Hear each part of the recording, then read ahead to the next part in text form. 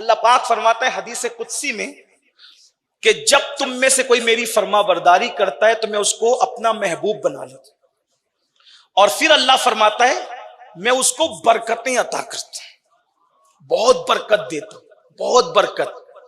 اور یاد رکھنا ہمارے پاس کثرت ہے، برکت نہیں، اور کثرت اور برکت میں فرق ہے۔ کچھ لوگ کیا ہوتے ہیں میں کروڑ پتی ہوں، لکھ پتی ہوں، اربوں پتی ہوں، خربوں پتی ہوں۔ میرے بھائی تیرے پاس کثرت ہے، برکت نہیں۔ کثرت ہو کر بھی آدمی پریشان رہ سکتا ہے، لیکن برکت میں آدمی پریشان۔ کثرت اور برکت کا فرق واضح صرف بہت مختصر میں پتا چلے گا۔ کتے درجنوں میں پیدا ہوتے ہیں، کثرت ہے۔ بکریاں 2-3 ہی پیدا ہوتی ہے، برکت ہے۔ تو آپ کو کہیں کتوں کا ریوڑ نظر نہیں آئے گا، آپ کو ریوڑ ہمیشہ بکریوں کا نظر آئے گا، جبکہ لاکھوں لاکھ روز ذبح ہوتی ہے بیچارے، برکت ہے۔ دوسری بات سن لیں، یزید کم و بیش 8 بیٹے چھوڑ کے مرا تھا، کثرت تھی۔ امام حسین ایک بیمار چھوڑ کر گئے تھے، برکت تھی۔ آج آل یزید نظر نہیں آتی، اولاد حسین نظر آتی۔ یہ کثرت اور برکت کا فرق۔ مسلمانوں کا کوئی محلہ موجود نہیں ہے جہاں پر اولاد حسین موجود ہے۔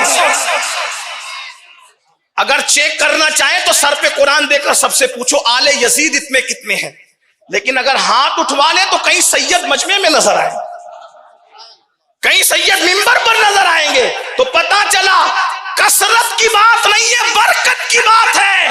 اور خدا کی قسم دیکھو تو صحیح، زمین کے اندر بھی برکت والے عزت سے سو رہے ہیں، اور زمین کے اوپر بھی برکت والے عزت سے بیٹھے۔ اگر اولاد یزید ہو بھی ڈھونڈ ڈال کے نکالیں تو کوئی نہ فاتحہ کے لیے بلائیں، نہ گھر کی اوپننگ کے لیے بلائیں، نہ چہلم میں دعا کے لیے بلائیں، نہ اسٹیج پہ صدارت کے لیے بلائیں، لیکن اولاد حسین دعا میں ان کو، جنازہ میں ان کو، نکاح میں ان کو، ممبر پہ ان کو، صدارت میں ان کو۔ کیوں؟ کیونکہ جانتے یہ چہرے میں کیسا بھی ہو سکتا ہے، لیکن اندر خون تو حسین کا ہی دوڑ رہا ہے۔ تو برکت اور کثرت میں فرق ہے۔ ہمارے پاس کثرت ہے، برکت نہیں ہے۔ اور اللہ فرماتا ہے جو میرے فرما بردار ہیں میں ان سے پیار کرتا ہوں، ان پہ رحمت کرتا ہوں، ان کو برکت عطا، اور جب برکت دیتا ہوں تو وہ کبھی ختم نہیں ہوتی۔ اور نمبر 2 پھر اللہ فرماتا ہے جب تم میری نافرمانی کرتے ہو تو میں تم پہ لعنت کرتا ہوں۔ زنا کرنے والوں، شراب پینے والوں، جوا کھیلنے والوں، عورتوں پہ پاک کی نظریں ڈالنے والوں، حرام کمانے والوں، حرام کھانے والوں، اور تنہائیوں میں جرائم کرنے والوں، سن لو اپنے آپ کو انسان جتنا پہچانتا ہے کسی کو نہیں پہچانتا۔ اگر اپنی نسلوں کا بھلا چاہتے ہو تو حدیث پاک سنو، کتاب کا حوالہ بھی میں نے پڑھ دیا۔ اللہ فرماتا ہے جب تم میری نافرمانی کرتے ہو، گناہ کرتے ہو، تو میں تم پہ لعنت کرتا ہوں، اور اس لعنت کا اثر تمہاری 7 پشتوں تک باقی رہتا ہے۔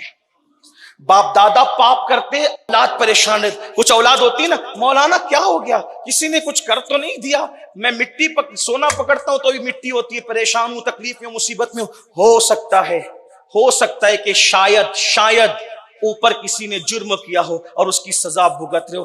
آپ تو ایسا نہ کرو، آپ کی نسلیں سلامت رہے گی۔ اللہ ہم سب کو توفیق دے۔